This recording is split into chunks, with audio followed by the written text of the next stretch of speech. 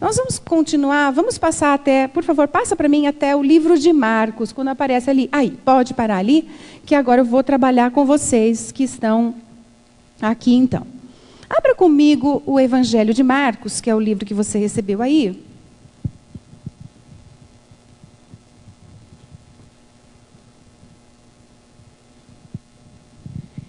E eu vou convidar vocês a entrar na história bíblica. Não sei se vocês já pensaram nisso, mas é legal quando nós podemos mergulhar na história bíblica. Então, eu vou fazer um convite para você entrar na história bíblica. Em algumas passagens que eu vou mencionar durante o treinamento, nós vamos procurar entrar na história bíblica. Eu quero apenas apresentar, assim, inicialmente, o Evangelho de Marcos. Veja ali na primeira página, você tem o Império Romano, na ocasião em que Marcos foi escrito, né, que o Evangelho foi escrito, perseguia os cristãos e havia assassinado Pedro e Paulo, dois grandes líderes da igreja. Então Marcos, que os ajudava, tinha a missão de fortalecer a fé dos crentes daquele momento tão difícil, tão terrível, quando esses dois grandes líderes, então, não estão mais no cenário. Marcos então escolhe apresentar Jesus e faz isso contando histórias curtas. Histórias simples e dinâmicas que as pessoas pudessem então entender, conhecer a Jesus em ação. E é isso que ele faz. E já nas primeiras histórias, então, Marcos revela aos seus leitores a pessoa especial que é Jesus. E veja que todo o livro, se você folheá-lo, pode ir folheando assim, aleatoriamente, você vai ver que ele tem, uma das coisas que você percebe, é que ele tem o número das histórias. Então, história 1, 2, 3, 5. Ele tem um nome da história, um título para ela, às vezes se assemelha com o título da sua Bíblia. Tem ali o título, né? E embaixo do título tem uma frase, às vezes duas frases, é um pequeno enunciado, que dá para você, então, ter um direcionamento do texto que vai ser lido abaixo, ok? Então, você tem o número da história, a história, o título dela, e esse enunciado dá a deixa para o que você deve prestar atenção naquele texto que você vai ler. Então, ajuda e facilita o entendimento de qualquer leitor. Porque, às vezes, o leitor, simplesmente, se ele pegar a continuidade do texto e não está acostumado com a leitura bíblica, ou até não está nem acostumado a ler, ele tem dificuldade. Mas quando a gente coloca um título, então dá nesse enunciado um subtítulo que já indica para o significado, para aquilo que a pessoa vai buscar no texto, facilita a compreensão de todo mundo. Por isso, crianças a partir de 11 anos, já pré-adolescentes, né, podem fazer o uso do livro de Marcos entendendo o que está lendo. A tradução é uma tradução que preserva o texto bíblico, o significado do texto bíblico, mas ao mesmo tempo tem uma facilidade de leitura. É uma tradução muito boa para os mais jovens, né, para todas as pessoas que temos no Brasil, né, a média de leitores, pessoas pouco leitoras. Então, é uma tradução que facilita isso.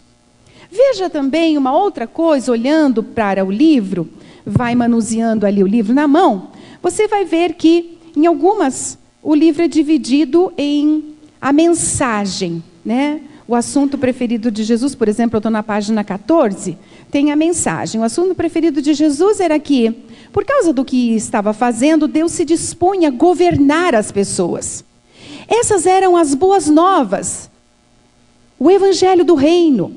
Nem todos conseguiam entender essa mensagem porque não estavam interessados. Quem creu no que Jesus disse, porém, se beneficiou do que ouviu e foi convidado a ensinar a outros tudo o que aprendeu. Então, daqui por diante, nesse espaço, Marcos organizou isso, então a mensagem vem sendo falada. Você for virando as páginas, assim como eu estou fazendo, para falar com você, você vai perceber que tem um outro subtítulo, tem uma divisória aqui, na página 22. A mensagem na primeira parte, agora os ouvintes nessa parte.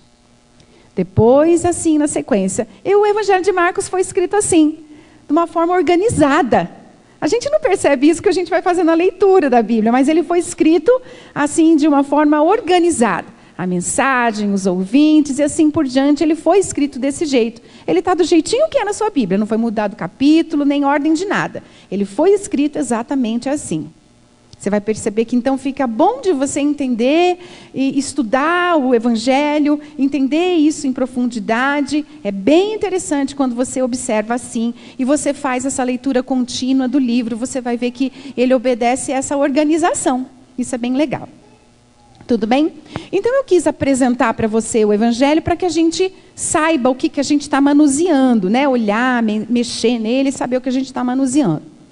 Agora eu quero falar com você um pouco sobre a evangelização, então, de pessoas a partir de 11 anos de idade. Ok? Nós vamos falar de evangelização de todas as faixas etárias com esse material, inclusive na própria abordagem, que na sequência eu também vou ensinar como fazer. Mas eu quero me dedicar um tempo a explicar, a justificar por que nós vamos ver um material para a evangelização de 11 anos de idade em diante e que o Senhor nos ajude a entender plenamente isso. Amém? É um desafio, né? A gente entender, é um desafio comunicar e é um desafio também entender. Que o Espírito Santo de Deus nos ajude a compreender exatamente como nós devemos entender, como nós devemos passar isso adiante, que o Deus nos ajude. Mas uma coisa eu quero dizer para vocês, quando a gente pensa em pessoas com 11 anos de idade. A partir dessa fase da pré-adolescência, início da adolescência, nós encontramos essas crianças que muitas vezes estavam na igreja recebendo as lições bíblicas. Nós encontramos esse cérebro dessa pessoa num desenvolvimento, numa mudança. Sendo necessário que a gente trabalhe de outras maneiras com essa idade. O currículo na própria escola secular já percebe essas coisas e faz isso, pensando no desenvolvimento da criança. Mas quando a gente pensa na história de Deus que foi contada, na lição que foi contada naquelas lições, né, Jonas e a baleia, Davi, Golias, Samuel, Ruth, Sansão, e tantas histórias bíblicas que foram contadas, e eram muito... O relacionamento entre o contador da história, o professor da classe bíblica, o pai, a mãe, o avô, aquele que contou a história, era um relacionamento afetivo. A fé que a criança construiu até então, está dentro da cabecinha dela, é uma fé afetiva. Tudo bem? Então isso é pesquisado, a gente pesquisou muito isso, a gente tem palestras, seminários, inclusive falando sobre essa mudança cerebral que acontece no início da adolescência. Mas nesse período de pré-adolescência, o menino, a menina de cerca de 11 anos de idade, está buscando ter, está necessitando ter uma fé racional. Então a fé argumentativa, aquela fé então que questiona, que começa a fazer perguntas. E a gente até acha esquisito, porque nossa, mas eu já ensinei isso e agora ele está fazendo essas perguntas. Será que é verdade mesmo que Jesus, né, se transfigurou para os seus discípulos? O que é isso, né? Será que é verdade mesmo que Jesus morreu numa cruz? Será que é verdade essas coisas? Esse questionamento dessa idade. Nada mais é do que uma necessidade de reafirmar a sua fé e de construir, então, uma fé racional. Uma fé que entende as coisas, que sabe como as coisas funcionam. Tudo bem? Essa fé, então, experiencial, essa fé que precisa, então, encontrar respostas, essa fé desse momento tão diferente que esse pré-adolescente, adolescente vem vivendo, é uma fé diferente que precisa estar fundamentada na palavra de Deus. Mas é também um momento de tanta modificação no cérebro dessa pessoa, dessas pessoas nessa faixa etária, que a gente precisa observar como é que essas pessoas mais jovens, cerca de 11, 12 anos, estão. Como que elas recebem aquilo? Como que elas guardam as coisas no seu cérebro? Como que elas registram isso? É muito interessante porque, ao mesmo tempo que vai se questionando, também o cérebro passa por infinitas outras modificações. E uma delas é aquela facilidade de esquecer, né? Esquece a blusa, esquece o agasalho, esquece o livro, só não esquece a cabeça, né? A gente fala para a criança, porque está grudada, porque esquece tudo. Né? E entra em conflito às vezes, né? Meu filho sentou comigo esses dias, ele veio comigo aqui para Goiás, ele sentou comigo numa mesa, assim, depois de um treinamento que eu havia dado, e falou: mãe, eu preciso urgente pensar na festa do meu aniversário, porque faria naquele dia exatamente um mês para o aniversário dele, que será daqui agora 28 dias. mas mãe, tem que ser agora. Eu falei, filho, mas agora nós estamos aqui no treinamento. Ele falou, não, é porque depois eu esqueço. Ele estava entrando em parafuso, em crise, porque ele esqueceu o que exatamente ele queria, o que ele estava pensando naquela hora, né? Eu fiquei com dó, mas é a realidade, né? Eles esquecem o importante, eles esquecem um monte de coisa, eles esquecem. Como nós podemos fazer para gravar, então, o texto bíblico, a mensagem bíblica no coração, na mente dessas pessoas que estão passando por uma transformação diversa?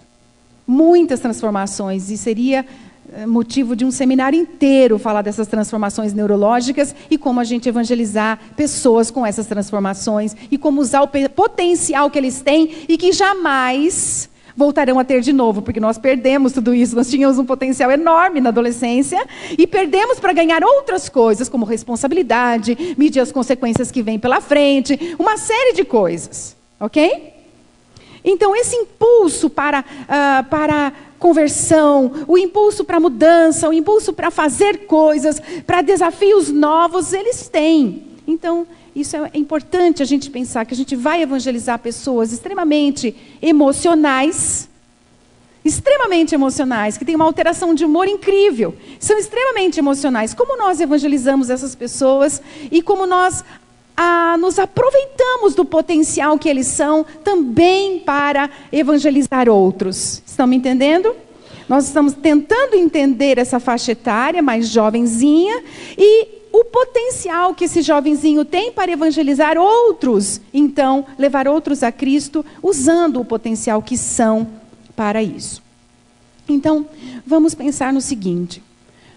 Até a medicina, a ciência explica que quando nós esquecemos muito das coisas, você de alguma forma precisa se ligar àquilo emocionalmente, né, de alguma coisa que ajude você, né, a guardar aquele negócio. E o que acontece com o adolescente e pré-adolescente é que ter uma vivência bíblica, uma experiência com o texto bíblico, um mergulho na palavra, uma dramatização daquele texto, uma música com aquele texto, uma poesia, algo que foi criado e preparado com aquele texto bíblico, o fará guardar na memória aquele texto. Essa experimentação da palavra o ajuda a guardar essa palavra no coração.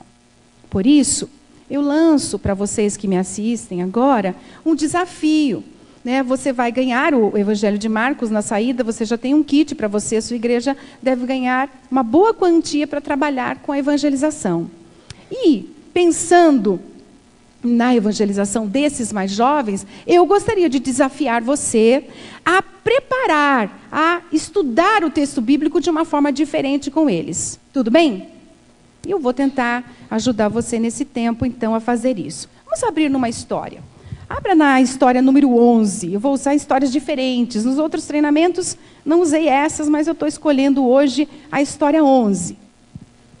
E depois, para a abordagem, nós vamos usar uma outra história também. Mas vamos dizer que a gente está com o seu grupo de adolescentes na igreja, de jovens, tem igrejas que são jovens e adolescentes juntos, você está com o seu grupo de juventude na igreja, e você quer ajudar esses meninos e meninas a guardar a palavra de Deus e quer ajudar, inclusive, esses meninos e meninas a convidar pessoas da sua idade para participar disso. Vamos lá.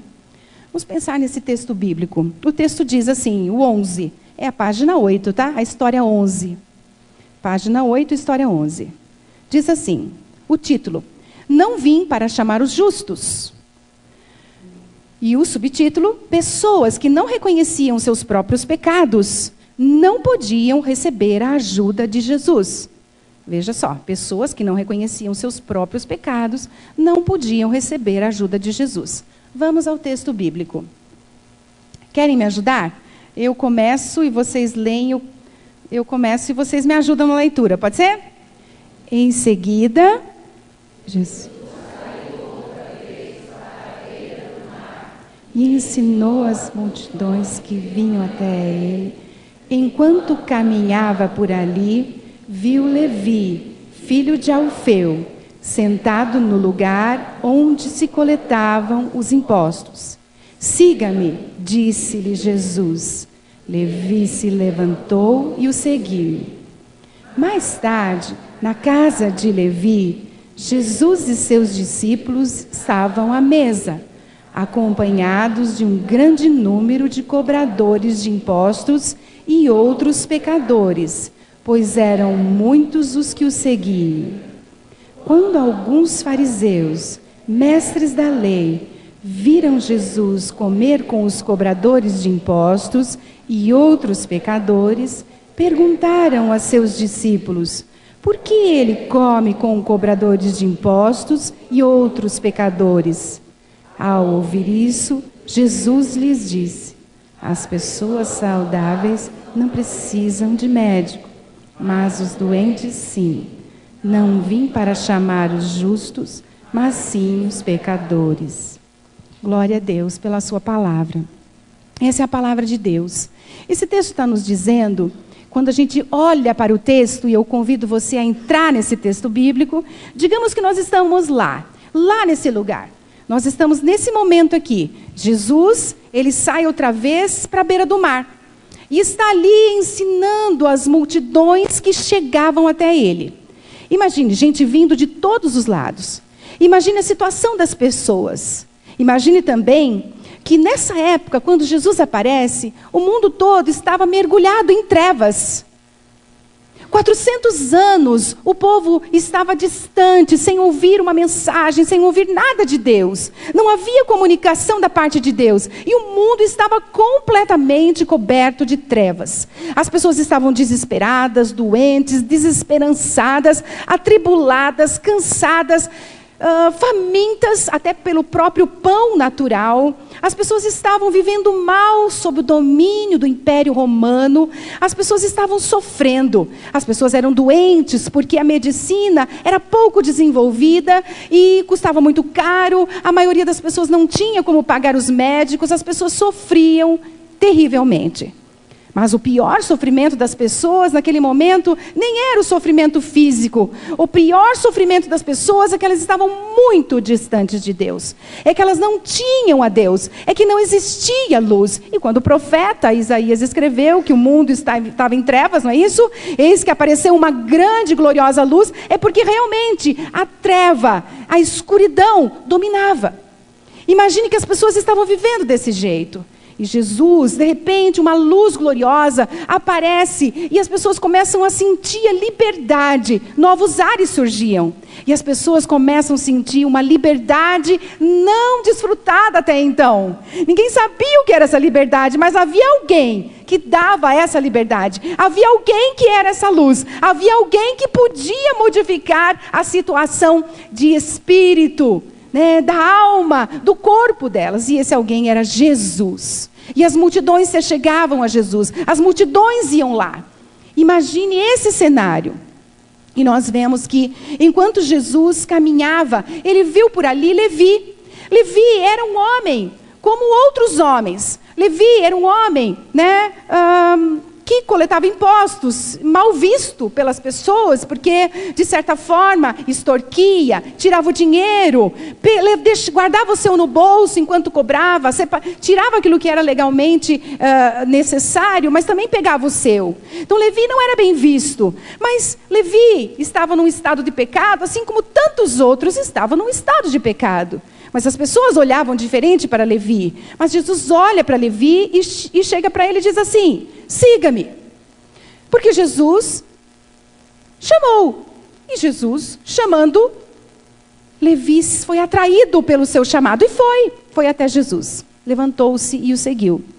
Aí mais tarde, o Senhor Jesus vai na casa dele, na casa de Levi. E ele vai com quem? Digam-me. Está escrito no texto. E acompanhados de quem? Pode ler aí. Acompanhados de quem? Um grande número?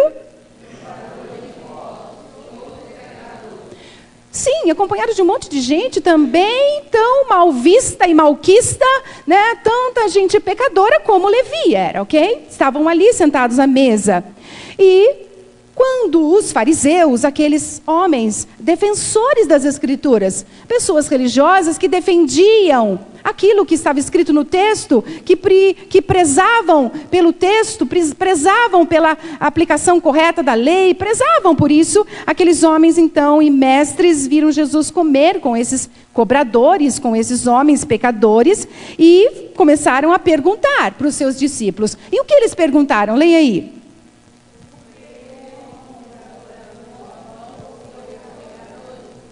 Isso, vamos falar melhor isso? Porque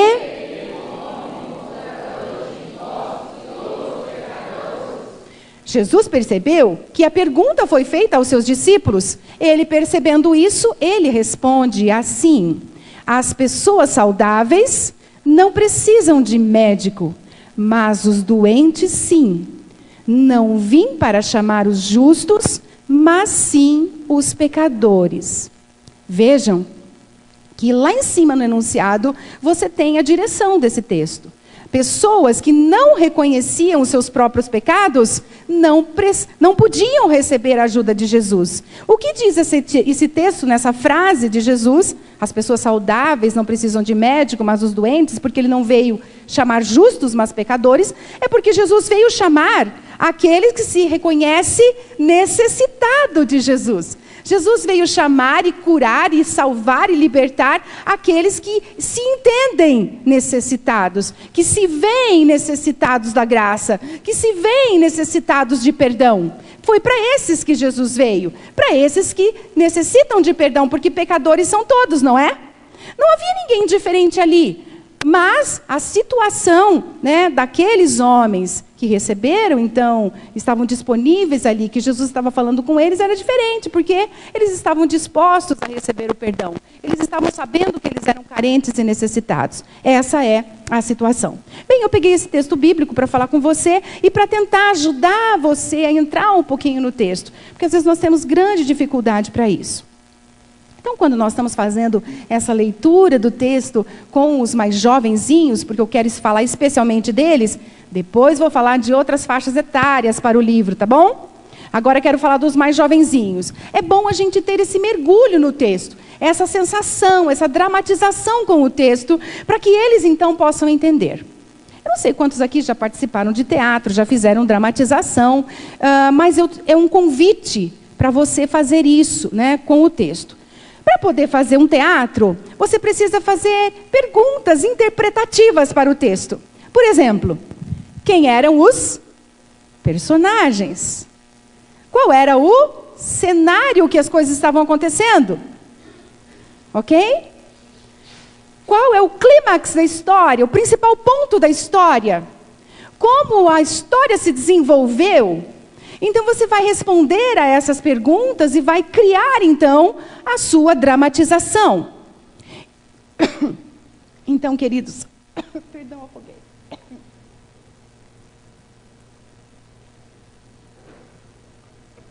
Fazendo essas perguntas para o texto, você vai poder criar então a sua dramatização. Nós chamamos isso na AME Evangelizar, nós chamamos isso de vivência bíblica. E eu convido você que me ouve agora, que está sentadinho aí, prestando atenção nisso, que você faça essa vivência bíblica. Você, com a sua juventude, com seus jovens e adolescentes, porque é esse mergulho no texto bíblico, esse estudo do texto bíblico, e levando esses mesmos à ação, a dramatização do texto, e não uma dramatização contextualizada. Porque muitas vezes, quando a gente traz a contextualização, o que é uma contextualização? É trazer essa história para os dias de hoje, para os nossos dias. Então, alguma cena, por exemplo, imagine trazer essa história para uma escola. Como nós faríamos no ambiente de escola? Como nós poderíamos fazer essa representação? Vamos trazer isso para o dia a dia numa empresa. Como é que nós faríamos essa apresentação? Mas não é isso que eu queria que vocês fizessem, tá certo? Sabe por quê? Porque a contextualização ela pode vir e o principal do texto se perder. Porque quando a gente faz essa contextualização, basicamente a gente já está aplicando. E muitas vezes a gente erra no estudo do texto. Porque eu quero levar vocês, com essa dramatização do texto, a fazer 3 perguntas do método indutivo. O método indutivo do texto é: o que o texto diz? Essa primeira pergunta você tem que fazer. O que o texto diz? O que o texto diz é exatamente a interpretação do texto que a professora de português dá para a gente. Se eu fosse fazer um monte de perguntas de português para você, por que Jesus falou desse jeito? Onde os discípulos estavam? Quem eram os personagens do texto? Quando isso aconteceu? Além dos discípulos, quem mais fazia parte da história? Então você vai começar a responder tudo isso. Quando você está respondendo essas perguntas de uma interpretação simples de um texto de português, o que o texto diz? Quando você responde o que o texto diz, os elementos do texto. Veja que quando você responde o que o texto está dizendo, você está colocando elementos como geografia, onde aconteceu, história, quando aconteceu, ok? Cultura, qual era a cultura da época? Que é antropologia. São vários elementos que você traz para o texto quando você está fazendo essas perguntas. E você nem precisa saber disso, basta responder e entender o que o texto está dizendo. Tudo bem? A segunda parte, para você poder entrar nesse texto e poder então levar outras pessoas a compreendê-lo corretamente, a segunda pergunta é: o que o texto quer ensinar? O que o texto quer ensinar? E logo no começo eu já disse para vocês que esse evangelho, ele tem no título e logo abaixo, no subtítulo, nesse enunciado, ele dá a deixa do que o texto quer ensinar. Vai ajudar você a ler essas linhas ali, para saber o que o texto quer ensinar. Não que ele vai dizer tudo, mas ele está apontando para o clímax daquela história bíblica. Tá certo? E o terceiro ponto para a construção, então, de um bom trabalho, né, de mergulho no texto bíblico, é como eu posso aplicar na minha vida. De que maneira eu posso aplicar esse texto na minha vida? Na dramatização, na vivência bíblica, você pode usar as duas primeiras. O que o texto diz? Observar todos os elementos e construir uma pequena esquete. Nós chamamos de esquete. Um drama, que pode ser drama, mas pode ser engraçado. O teatro ele pode usar várias formas. Pode ser engraçado, inclusive. Pode ser cômico, ok? Você pode explorar o teatro do jeito que você achar mais legal, mais interessante, de acordo com a passagem bíblica. E você pode fazer isso com as duas primeiras perguntas. O que o texto diz? Observando os elementos para construir o seu drama. E depois o que o texto quer ensinar. E eu estava dizendo que o teatro é essa pequena esquete, porque não precisa ser uma coisa longa. Com 5 minutos no máximo, você pode fazer essa dramatização e aplicação com o que o texto quer ensinar. Minha gente, nós fizemos essa esquete porque o texto quer ensinar isso. Vamos avaliar como nós estamos. Aí você faz isso depois da dramatização para o fechamento. Vocês estão me compreendendo? Tem muitas coisas que eu preciso passar, são difíceis até, exigiriam seminários inteiros, mas eu estou tentando condensar e explicar para vocês. Então, eu espero que vocês consigam entender isso, né? E depois eu dou algumas dicas aí no final, se alguém tiver alguma dúvida ainda. Então, observe. Eu disse a vocês para usarem o drama, usar então a esquete. Olha só, às vezes uma preocupação quando nós fazemos o teatro é com a roupa que nós vamos usar, com os elementos que tem aqui, com o cenário. Só que a esquete, ela tem que ser engraçada, ela tem que ser dramática, a ponto de não precisar de nada disso. Então se eu estiver fazendo assim com a mão, você sabe que eu tenho o que na minha mão? Eu tenho uma espada. Então eu não preciso ter uma espada na minha mão para você saber que eu estou lutando com uma espada, ok? Então, na esquete, você pode usar somente o corpo, caras e bocas, talvez alguma pintura, um lenço, algo que dê a dica só. Não precisa de mesa, cadeira, de cenário, não precisa disso para o drama. Ele pode ser feito com um drama no próprio corpo, ok? Isso é muito fácil. Então, você faz uma esquete em qualquer lugar, porque você não precisa de grandes mudanças de cenários, de coisas e tudo. Você faz em qualquer lugar, na rua, na escola, na praça, na igreja, usando os elementos que você tem aqui mesmo. Belezinha? Então, eu convido vocês a fazer isso. Essa ideia, então, de fazer as perguntas para o texto e fazer uma esquete é uma coisa muito boa e nós chamamos isso de vivência bíblica. Mas você pode ir além, que é segunda coisa que você pode usar para estudar Marcos. Você pode fazer todas essas perguntas para o texto. O que o texto diz? O que o texto quer ensinar? E como eu posso aplicar? E, ao invés de fazer um drama, um teatro, uma esquete, você pode fazer uma poesia, dividindo. Primeiro verso é para aquela galera mais novinha. O segundo verso, eles mesmos criam a poesia mergulhada no texto, sem precisar ficar modificando o texto. Usar o máximo a palavra do texto. Sai poesias lindas, músicas lindas. Dá para fazer fotografia, um cenário de fotografia. Criar, então, um cenário para foto. Dá para fazer grafite, pintura. Dá para fazer muita coisa com a arte. Eu justifiquei essa necessidade do adolescente, do pré-adolescente, do jovem, ter essa experiência com o emocional, com essa experimentação do texto, para poder então gravar a mensagem no seu coração. Então, se a gente fizer esse mergulho no texto bíblico, essa arte, o abuso, né, o uso assim mesmo, bem legal, bem profundo das artes para o texto bíblico, ele vai marcar o coração, né, teatro de sombras, tanta coisa, a arte popular. Eu me lembro que nós temos uma escola em janeiro, esse ano de 2018 será de 7 a 21 de janeiro em Ibiúna, São Paulo, nosso Pacificadores. Nós trabalhamos especialmente com adolescentes e jovens e estudamos a Bíblia das 6 à meia-noite. A gente dorme 6 horas no máximo, nem dorme 6 porque é o tempo de estudar a Bíblia mesmo.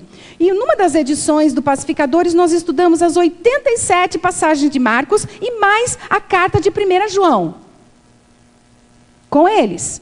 Todo o Evangelho de Marcos. E ele foi estudado a partir disso. A partir de você, o grupo estuda, cada grupo faz o seu estudo, então cada um ficava com tanto e podia escolher. Podia escolher, eu quero representar esse texto bíblico com fotografia. A gente teve cenas de fotografia passada para nós lindíssimas. Quero apresentar com dança, quero apresentar com teatro, quero apresentar esse texto bíblico lido, era obrigatório a leitura dentro da apresentação. Se ele fosse feito num grafite, tinha que ter elementos e tinha que ter o ponto de ensino principal.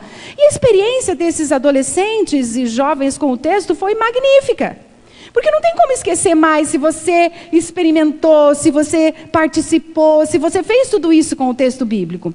Então é um convite, porque as pessoas já não querem mais ficar estudando tanto, lendo tanto. Mas se a gente facilita isso, é possível que a gente tenha um bom entendimento do texto. E quando esse adolescente jovem precisar, ele vai ter de onde tirar. Ele teve uma experiência com o texto. Por isso eu convido você a levar isso, a trabalhar essa experimentação do texto bíblico. Tudo bem? Mas, para o final, eu vou responder perguntas e talvez ajude a tirar algumas dúvidas que você fica aí. Mas, se você tiver alguma dúvida, anota aí a sua dúvida, a sua pergunta, e no final a gente vai responder para ajudar, a facilitar, a usar melhor o material. Agora, desde que eu usei dei duas possibilidades para você. A vivência bíblica da dramatização, a esquete, e dei para você a possibilidade de estudar o texto e usá-lo estudando, né, mergulhando no texto, usando a arte para fazer isso. Para aprender, porque no ensaio se aprende, às vezes nem a apresentação. Lógico que a gente deixava eles apresentarem o texto e a gente deixa assim. Mas é mais importante o experimentar do que o apresentar, ok? Grave isso. É mais o importante o experimentar e o fazer, e a alegria e o aprendizado se dá nesse experimentar junto com outros adolescentes e jovens do que exatamente na hora da apresentação. Ela é necessária, mas você aprende enquanto experimenta. É assim que o adolescente jovem cresce e gosta e desfruta daquilo que está fazendo. Tudo bem? Partir para a próxima agora. O Evangelho de Marcos está na sua mão. Vamos para a história 16.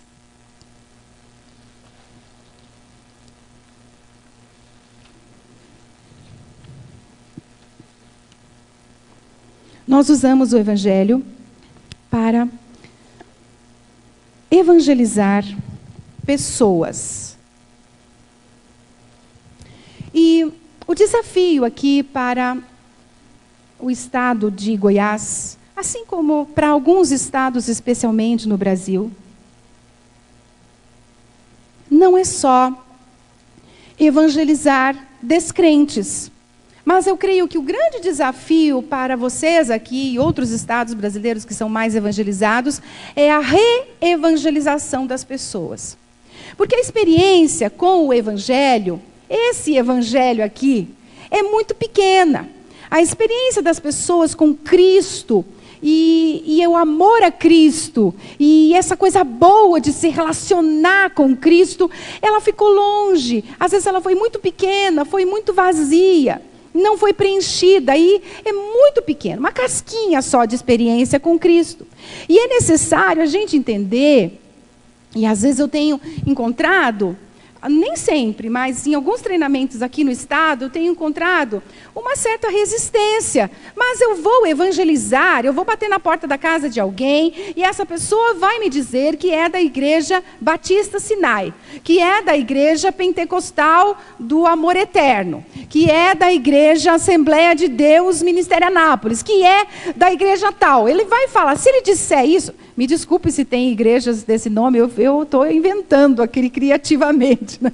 Mas só para dar um exemplo para vocês, independe, né, de quem sejam essas pessoas ou a sua igreja, para nós fazermos um trabalho de evangelização, especialmente quando a gente vê a situação de Goiânia. Veja Goiânia, nós estamos numa grande cidade. Veja o índice de violência nessa cidade. Veja o índice, né, de analfabetismo na cidade. Veja os índices sociais, a situação das famílias, o desmantelamento de famílias, seja qual for a classe social, desde as mais pobres até as mais cultas, mais altas. A gente vê uma bagunça, não é? A gente vê uma situação muito ruim, a gente não vê uma coisa boa. A gente vê que tem coisas muito boas e louváveis, e graças a Deus, porque nós fomos evangelizados. Graças a Deus, porque muita gente veio, quantos missionários vieram, deram suas vidas para que o evangelho chegasse até nós. Então nós louvamos a Deus porque isso aconteceu. Certamente, nós agradecemos a Deus porque isso aconteceu. Mas nós temos que entender que o trabalho continua. E daqui por diante vai ser mais desafiador ainda. Não pense que vai ser mais fácil.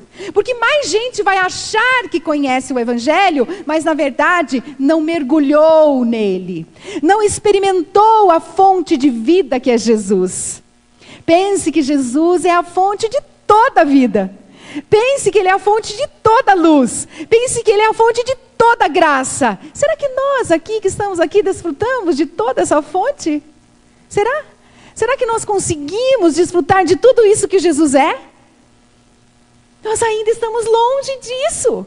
Nós ainda estamos distantes disso. Nós ainda não pegamos tudo. Nós ainda não nos entregamos completamente. Nós ainda falhamos demais. Como é que nós queremos que as pessoas, ainda que nem interessadas estão, né, nas outras aqui, que nem quantos não vieram, quantos não estão preocupados com a situação de Goiânia, dos arredores e de Goiás e outras cidades vizinhas, quantos ainda precisam ouvir de novo a mensagem de Cristo Jesus? Então, eu desafio você a abordar uma pessoa, seja ela de religião que ela for. Porque nós precisamos ensinar essas pessoas a viver conforme o Evangelho. Porque nós, na AME, dizemos uma frase que é muito real. Evangelizar é tornar conforme o Evangelho. Evangelizar é tornar conforme o Evangelho. É esse o significado de evangelizar. Então, se você ainda não se tornou conforme o Evangelho, você ainda necessita ser evangelizado. Eu ainda preciso ser evangelizada. Quando eu pego esse Evangelho, quando eu olho para o Evangelho, quando eu me debruço no Evangelho, eu vejo que eu preciso ainda caminhar e ficar cada vez mais próxima de Cristo. Que cada vez mais eu preciso estar em Cristo. Eu falava no domingo, nessa mesma igreja, que nós recebemos a Cristo, temos a Cristo dentro de nós, mas Cristo Jesus, no capítulo 15 do Evangelho de João, diz que é preciso permanecer nele. E permanecer nele não é uma tarefa fácil, porque frequentemente nós queremos fazer coisas que atendam o nosso interesse apenas, os nossos desejos apenas. Se o próprio Senhor Jesus, muitas e muitas vezes, nesse Evangelho de Marcos, orou, porque ele queria fazer a vontade do Pai. Nós somos muito ainda, né? Se Jesus precisou orar tanto para fazer a vontade do Pai, que dirá nós, não é verdade? Que dirá nós? Então nós precisamos aceitar o governo de Cristo Jesus na nossa vida. Aceitar o reino que é o próprio Senhor Jesus. O seu reino, o seu governo. É Ele quem manda e nós obedecemos. Então, eu quero convidar você que está me ouvindo, pensando nisso que eu estou dizendo, convidar você, quando for fazer uma abordagem, eu vou dar um exemplo de uma abordagem numa casa agora para vocês, convidar vocês a melhorar o relacionamento, primeiro o seu relacionamento com Cristo Jesus. É uma época de relacionamento. Gente, foi o tempo que nós evangelizávamos sem relacionamento. Foi o tempo que nós falávamos e as pessoas acreditavam no que nós falávamos sem ter um relacionamento com elas. Nós vivemos num momento que nós precisamos evangelizar e essa evangelização tem que mostrar um nível de interesse, um grau de interesse em mostrar o relacionamento que eu tenho com Cristo e o relacionamento que eu estou disposta a ter com essa nova pessoa que eu estou falando do Evangelho para ela. É época de evangelização relacional. Dá mais trabalho, lógico, porque as pessoas vão saber o que você é, o que você faz. Vão saber se você fala uma coisa e faz outra. É época de você mostrar de verdade que você está disponível. Fiquei muito feliz essa semana, aliás hoje, né?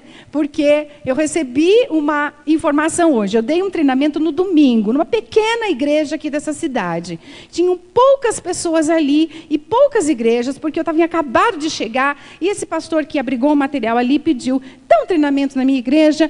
E a igreja dele começou agora, recentemente, então ele nem conhecia muita gente. E eu dei o treinamento. E hoje um dos moços de lá falou, Angélica, nós já saímos para a rua ontem. Nós saímos e visitamos 100 famílias.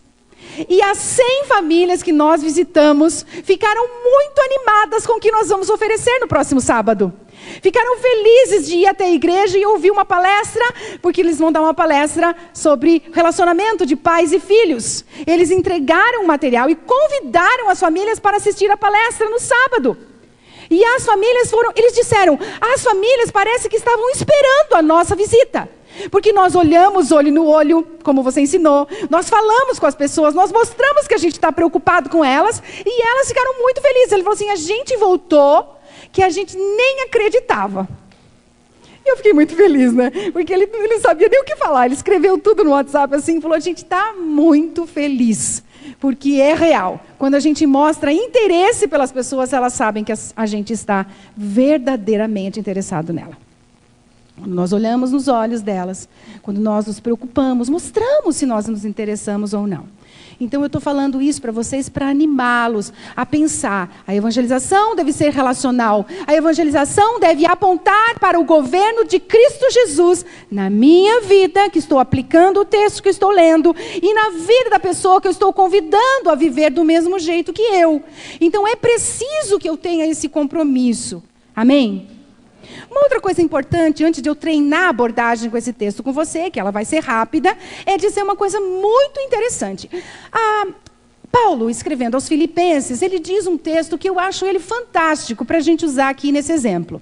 Ele diz assim, que nós devemos considerar as outras pessoas superiores a nós. Mas quando nós falamos de evangelização, de certa forma, nós cumprimos isso, porque nós saímos 2 horas da tarde, aquele solão, aquele calor, às vezes aquela secura, tem que levar água junto, né? E aquele trabalhão, e andar para lá, dependendo do bairro que você vai, tem algumas regiões que a gente vai que sobe montanha, desce montanha, sobe montanha, desce montanha, anda para o mato, vai para a terra, né? Tem lugar que é difícil. Você, de certa forma, você está considerando outra pessoa importante, porque você sai da sua casa e vai até essa pessoa para levar o evangelho para ela. Só que quando você chega diante da pessoa, dependendo de quem é, E você pergunta, ou sabe da religião dela. Ele fala, por exemplo, eu sou kardecista, ou então eu sou de alguma outra religião que eu não aprecio muito, que eu acho que é terrível. Eu desconsidero a pessoa na minha atitude. Eu olho mais ou menos para ela, tem que chegar, ai meu Deus, vou ter que falar mesmo, né? Como é que vai ser esse negócio, falar para essa pessoa? Você já faz umas caras esquisitas, a sua cara já muda, a pessoa fala a religião dela, ou mostra a situação que ela está, você já faz uma cara de que não virou muito a coisa, né? Mas mesmo que você nem demonstre que você seja bom de teatro, a pessoa sabe se você genuinamente está interessado nela, ou se você decorou bem a passagem, e você tem que recitar tudo rapidinho para você não esquecer, né? Você veio falando, eu tenho que falar que Jesus é assim, e quando você chega lá, e você fica lá gagueja, não sabe o que fala, e fica, ai meu Deus, como é que eu saio dessa, né? Então você tem algumas situações ali. E aí, gente, a gente tem que pensar que se nós estamos fazendo isso e considerar as pessoas, como a palavra de Deus diz, superior a nós, nós temos que entender que Cristo Jesus, quando chama Levi, por exemplo, ele não olhou para Levi. Quando Cristo Jesus encontrou Levi, ele viu o Evangelho de Mateus escrito. Não é? Por isso que ele chama Levi. Ele chama Levi, mas ele não olha para o estado de pecado de Levi. Ele olha e fala assim, Mateus ali, o Evangelho escrito, porque Levi é Mateus. Ele vê a situação mudada, ele olha com esperança a respeito da pessoa que ele está evangelizando, que ele está falando. Então, quando nós formos evangelizar, a gente tem que ter olhos de esperança para com eles. Seja quem for, se for crente, olhos de esperança, se for descrente, olhos de esperança, se for da religião A, B ou C, olhos de esperança, porque quem nós éramos? A gente está distante daquele primeiro amor, como nós éramos sujinhos, né gente? Olha para quanto a gente era sujinho e feinho sem Jesus, né? Olha quanto a gente precisou, quanto Cristo foi amoroso conosco e nos limpou, nos salvou, nos transformou, não é assim? Uma outra coisa antes de chegar na abordagem. Fica aqui comigo, ó. Muitas vezes, você bate na casa da pessoa para entregar, né, o evangelho para ela. Então, vamos dizer que eu estou indo na casa da pessoa, escolhi essa passagem aqui, vou usar essa 16, tá? Pode olhar aí.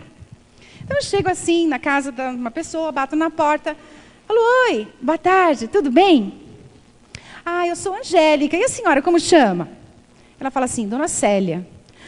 Oi, Dona Célia, tudo bem com a senhora? Então, a gente está aqui no bairro fazendo a entrega do Evangelho de Marcos. Eu posso deixar um Evangelho de Marcos de presente para a senhora? Uai, pode. Né? Dificilmente a pessoa vai falar que não quer, ou às vezes ela fala assim, ou ela pode dizer assim, dá para outra pessoa, porque eu já tenho Bíblia em casa, eu sou da igreja tal. Eu falo, não, Dona Célia, mas eu gostaria muito de deixar esse evangelho para a senhora, mas não só deixar o evangelho, não. Eu queria deixar e mostrar uma passagem que tem falado muito comigo. Porque se você falar de alguma coisa que está falado com você e que você quer compartilhar com ela, não é só a entrega de um material, vai deixar uma vontadezinha nela de saber o que é que você tem de mensagem para entregar. Combinado? Então eu bato na porta da casa. Oi, eu sou Angélica, tudo bem? Eu gostaria de entregar o Evangelho de Marcos de presente. A gente decidiu entregar o Evangelho nas casas. Mas você pode dar para outra pessoa. Dona Célia, mas eu gostaria de deixar uma mensagem para você e gostaria de dizer para a senhora que esse Evangelho aqui, ele é de fácil leitura, pode servir para pessoas, né, mais jovens, se você tiver jovens em casa. Começo a conversar e animá-la a pegar o Evangelho de Marcos. E aí falo, sabe, Dona Célia, mas eu não quero só deixar o Evangelho para a senhora. Dá uma olhadinha aqui nessa história 16, ó, na página 11. Eu não sei, mas talvez a senhora já até viu essa história, mas vamos lá. Você sabia, né, nessa passagem está dizendo que Jesus um dia, ele entrou numa casa. E nessa casa onde ele entrou, tinha muita gente, as multidões vinham de todo lado. Para variar, nessa história também aparece aqui, as multidões vinham de todo lado. E logo os seus discípulos, né, Jesus e os seus discípulos não tinham tempo nem para comer. Sabe, Dona Célia, o que aconteceu? Mudei o nome da mulher. Sabe, Dona Célia, o que aconteceu? É que a mãe e os irmãos de Jesus ouviram uma conversa de que Jesus estava doidinho da cabeça. Eles ouviram, né, na verdade, uma história ali de que Jesus estava possuído por um demônio. E aí a mãe e os irmãos de Jesus foram lá para ver o que estava acontecendo. Então, nessa história, veja ali na página 12, dona Célia. Então a mãe e os irmãos de Jesus foram vê-lo, ficaram do lado de fora e mandaram alguém avisá-lo para sair e falar com eles. Haviam muitas pessoas sentadas ao redor e alguém disse: sua mãe e seus irmãos estão lá fora e querem falar com você. Veja, dona Célia, que Jesus respondeu assim: bom, quem é minha mãe e meus irmãos? E diz assim, ele disse que quem faz a vontade de Deus é minha mãe, meu irmão, né, e minha irmã. Sabe, você pode ver, olha, dona Célia, eu não sei você, a senhora, eu não sei o que acontece com a senhora, mas frequentemente a gente tem muitos problemas e conflitos dentro da casa da gente. Veja que nessa história, a mãe de Jesus sabia bem quem Jesus era, não sabia? A mãe dele sabia que ele era o filho de Deus, mas mesmo assim, ela foi lá, achando que ele estava lelé da cuca, com problema de cabeça, e ia lá para prender Jesus. Aí Jesus aproveita, eu imagino que um momento de muita tristeza para ele. Nossa, minha própria mãe, que sabe quem eu sou, quer me pegar aqui, não quer me deixar fazer a obra de Deus. Deve ter sido muito difícil para Jesus. Sabe, dona Célia, às vezes a gente tem conflitos dentro de casa, e às vezes a gente tem situações tão difíceis, e que só uma coisa faz a gente conseguir dar conta do recado. É saber que quem faz a vontade de Deus é da sua família. Que ser parte da família de Deus é fazer a vontade de Deus. Que o mais importante que a gente deve fazer é fazer a vontade de Deus. Que fazer a vontade de Deus, dona Célia, livra a gente de muita confusão. Porque Jesus, nessa história, ao invés de criar caso com seus irmãos, ele nem deu bola. Ele simplesmente falou para os seus discípulos que os irmãos, a mãe e as irmãs dele eram aqueles que estavam fazendo a vontade de Deus, que estavam com ele ali. Então, fazer a vontade de Deus livra a gente de coisas muito difíceis. Então, eu convido você, dona Célia, a pensar sobre isso, porque conflito em casa, problema em casa, todo mundo tem. Mas se a gente decidir fazer a vontade de Deus, a gente não briga. Se a gente decidir fazer a vontade de Deus, a gente não entra em confusão, a gente não entra em atrito, a gente não começa a guerrear, porque não é solução isso. Fazer a vontade de Deus livra a gente de confusão. Fazer a vontade de Deus livra a gente de briga. Você pode usar essa expressão várias vezes para ensinar alguma coisa para a dona Célia, assim, para um amigo, para um companheiro que está brigando, querendo separar, querendo criar, né, viver a sua própria vida, viver isoladamente, porque viver junto dá muito problema, melhor sair de casa mesmo. Fazer a vontade de Deus livra os nossos relacionamentos. Tudo bem? Essa mensagem pode ser passada para qualquer pessoa, independente se é da igreja X, Y ou Z. Independente, porque levar as pessoas a fazer a vontade de Deus é o Evangelho, não é? Levar as pessoas a fazer a vontade de Deus é o princípio do Evangelho. É o princípio da boa notícia. Faça a vontade de Deus e tenha paz. É impossível fazer a vontade de Deus e não ter paz. Porque quando nós fazemos a vontade de Deus, nós estamos no centro da sua vontade. A sua paz enche o nosso coração, mesmo que em volta de nós esteja uma verdadeira guerra. Tudo bem? Então, eu quero convidar você a abordar pessoas, a falar para pessoas, mas você poderia usar a passagem de Levi. Você poderia usar qualquer passagem do Evangelho que seja mais apropriada para a localidade que você vai trabalhar, para o momento que você vai trabalhar. Muitas outras passagens podem ser usadas. Tudo bem? Acho que está bom para esse material, né? Vamos para o próximo?